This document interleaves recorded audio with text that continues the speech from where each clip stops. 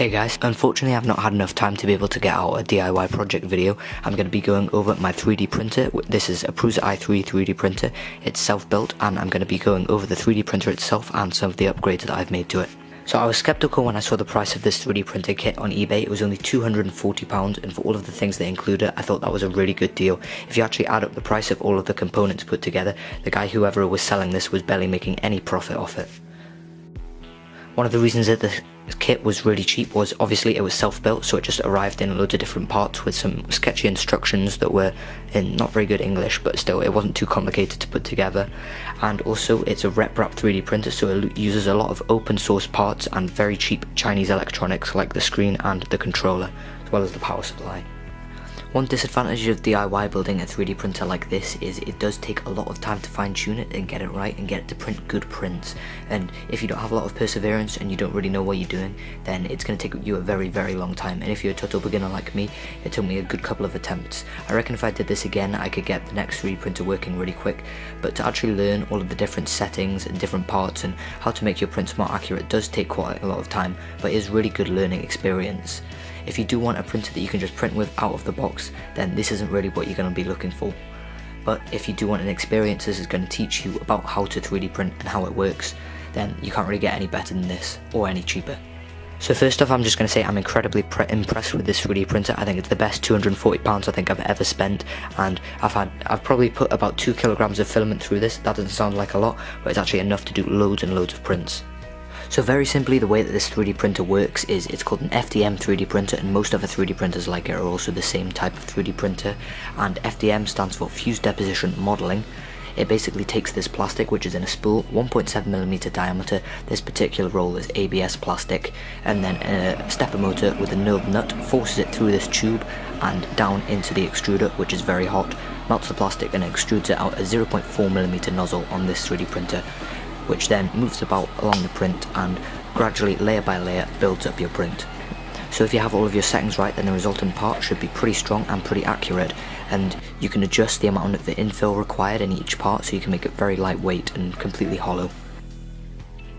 So now let's go over some of the features. The extruder that I'm using is an E3D version 6 hot end, and this can get really hot. I think it's up to 260 degrees Celsius, so that's hot enough for almost pretty much all of the different plastics and filament types that you're going to need, and it heats up really quickly.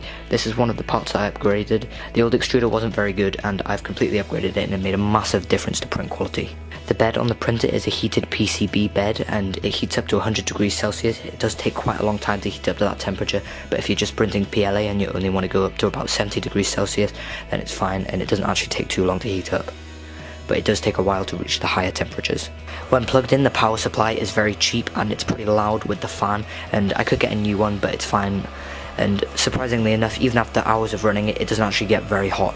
The kit comes with an LCD screen that you just plug in and it works, and you can control literally everything here. Even while the print is running, you control the flow rate, the temperature, the speed, and you can change the speed rate so you can make it go 160% or much slower, like that.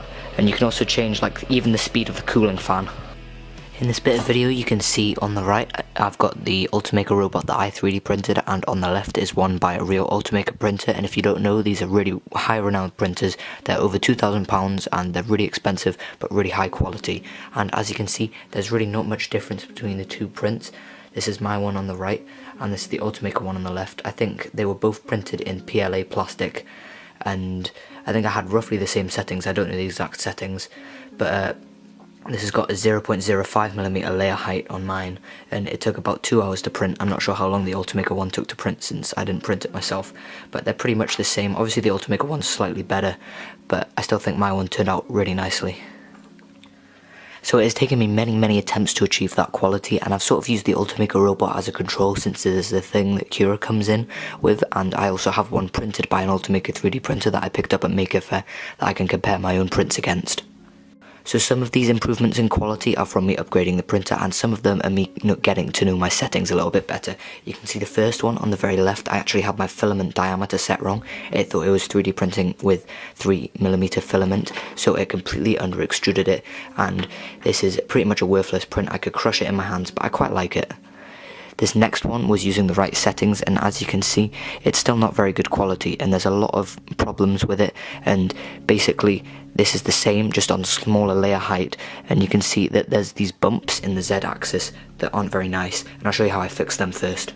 The problem was the connectors to the Z-axis stepper motors, and these flexible metal connectors, and the way that they tighten up is just with 2 grub screws like this. And the problem is, these tighten up, but the shaft wasn't actually on center, so the M8 threaded rod wasn't on center. So what I had to do was I had to put a bit of tape around it so that it was the exact right size to fit the hole, so when you tightened up the grub screws, it didn't budge it over to one side. The problem was, as it rotated and it wasn't on center, it would then shift the whole gantry left and right, creating the striations in the Z-axis. Another problem was the threaded rods weren't actually straight, so I replaced them, but the ones I replaced them with were actually more bent than the ones I originally had, so I ended up having to straighten them out by hand in a vise. So that solved the problem of there being weird wave-like striations in the Z-axis, but as you can see here, especially on this part here, it's not very good, and that's because the extruder was very heavy, and as it changed direction, before I upgraded it, as it changed direction, it would wobble and create vibrations, which would then create weird wavy lines sideways in the model, which really don't look very good, and obviously the Ultimaker one doesn't have that, so I decided to upgrade the extruder. So as I mentioned earlier, this is the stepper motor which feeds all of the filament through to the extruder, and this is essential to make the 3D printer print because it feeds through the exact right amount at the exact right time. And this is a pretty heavy motor, it's pretty dense and it's got lots of coils of wire inside, and that creates a lot of weight on the extruder, and you want this to be moving as fast as it can to reduce print times, but also when it changes direction the acceleration will create wobbles if the acceleration value is too high or if it's very heavy. And this setup, just running on these 6mm stainless steel rods, it's all quite bendy and you can move it all like that. So what I decided to do is turn it into a Bowden extruder, the same as what they have for the Ultimaker 3D printers. The way that that works is the extruder pushes it down this PTFE tubing and then into the hot end. It does mean that sometimes it jams a little bit more often, but it does create a lot better print quality. This also solves the other problems that this model of the 3D printer had with the feeding problems. So as this was fed in like this and moved side to side, it would actually pull a different amount of filament through when it was over here closer to the filament roll than when it went over here, which is much further away from the filament roll. So as it went like that, that sort of bent up the axis like this and also created poor quality prints.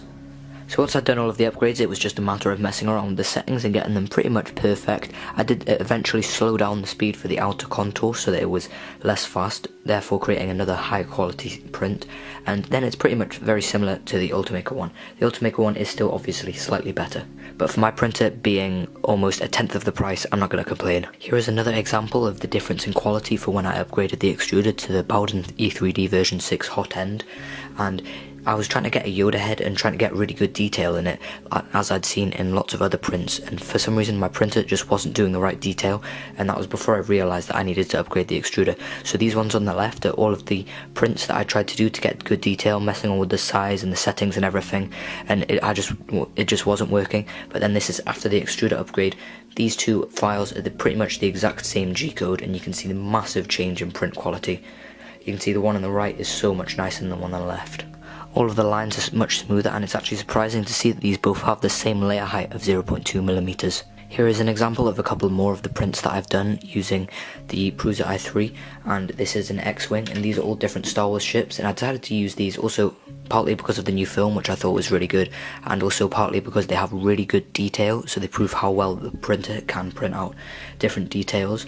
So since I thought it would be nice in this video if I showed some time lapses of my 3D printer printing out some more things, I decided to carry on the trend and print off another Star Wars model, and this is an 8080 from Star Wars. There are a lot of these on Thingiverse to print off, and most of them come in different parts, but I thought it would be quite nice to mess around with the support material and try and get a really hard structure to print out that would be impossible without support material.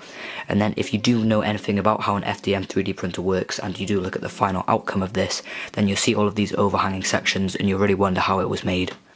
So I sliced the model in Cura and I added support material. I only added 10% support material, so it wasn't using too much excess, and all of the different feeds, speeds and flow rates and everything are shown on the screen now. Take in mind, these are all of the different settings that I've found out over loads of different models work well with my printer. They might be different for your printer. I decided to print this in ABS despite most of my other models being in PLA, but it did start off quite nicely and the detail was looking very nice. Unfortunately, I accidentally had the extruder set too low and the leg snapped off, and as you can see here, all of the layer adhesion was really poor. So I turned up my extruder temperature to about 260 degrees, 245 degrees I think it actually was, and then I decided to print out a Yoda head, and that was the one that I showed you earlier with the improved quality, and that proved that the higher temperature fixed the layer height problem. Then I reprinted the AT-ST from Star Wars and it worked very well.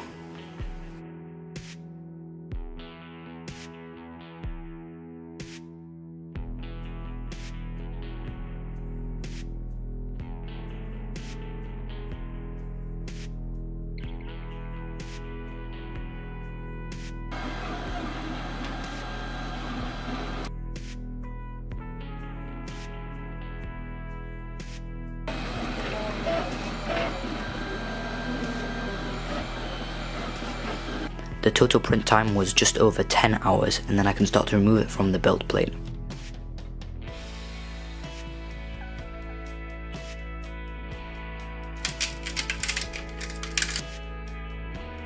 So this is what the finished model looks like. I'm quite happy with it, and as you can see, all of these overhanging sections have turned out actually really nicely, and you can see the gap in between there. I managed to remove all of the support material. Some of the edges on the bottom are a little bit ragged where the support material was attached and there's a little bit of a gap, but if you look at it from above, it's still really high print quality. So that's pretty much all I can say about this printer. If you have any questions, please leave them in the comments section down below. In the future, I do plan on making a 3D printer, and I think the thing that I'm going to make is I'm going to make a ramps and rep wrap clone of the Ultimaker 2 printer using different things that I can find on Thingiverse and partly my own design as well. And if I do that, I'll do a full tutorial of it on my channel and all how to put it together and everything, and I think that would look quite cool.